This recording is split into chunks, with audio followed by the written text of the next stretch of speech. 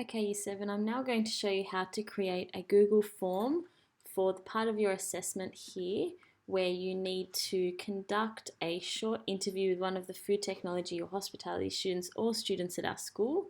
The purpose of this interview is to identify suitable plants that you could grow in the garden. So I've made this document here for you, which you would have worked on before watching this video. We've redefined the design situation.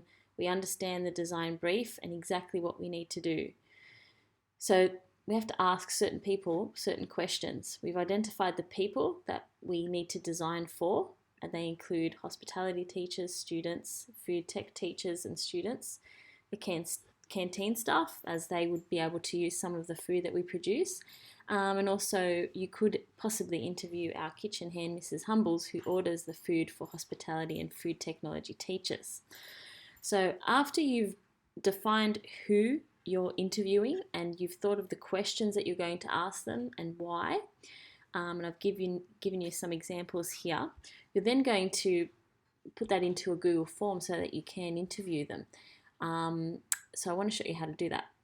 So when you go to Google, you can go to, you should be able to find forms here. If not, we can go to Google Drive and go to New and find forms. Sometimes you'll have to hit more and it should come up. So click on that.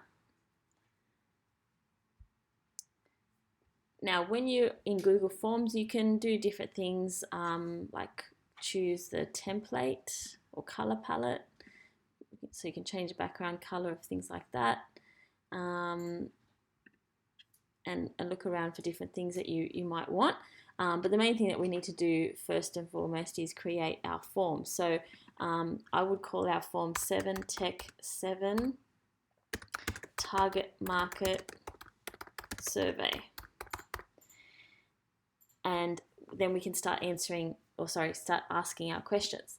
So we might just say the form description, a survey that Year 7 students are conducting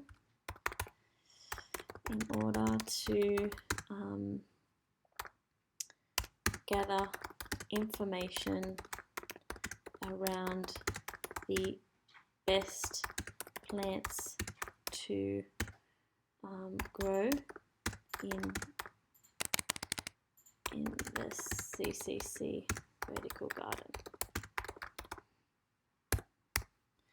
Okay, so one of the first questions that you could or should ask is who it is that you're surveying.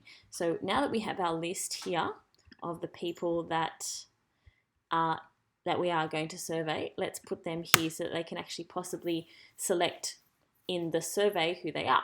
So please select from the list which target market group you belong to.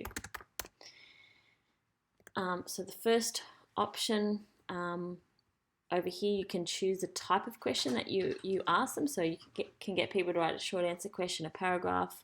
You can get them to select from a multiple choice or a checkbox. So I'm going to select checkbox. We just want them to tick one thing. So option 1, I think going back here, we had hospitality teachers.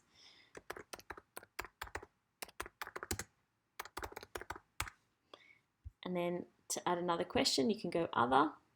Oh, sorry, that was option 2, hospitality student. Option 3, food technology teacher. Food technology student. Canteen staff.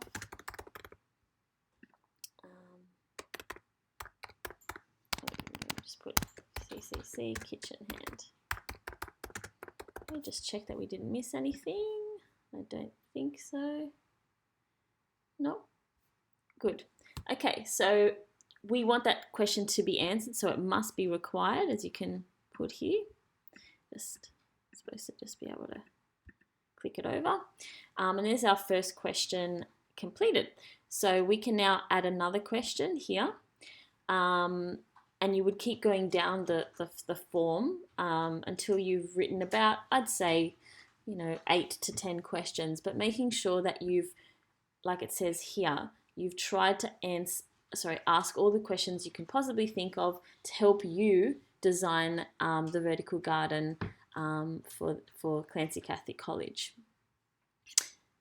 Once you've finished your survey, we can preview it, so see what it looks like from the person completing the survey.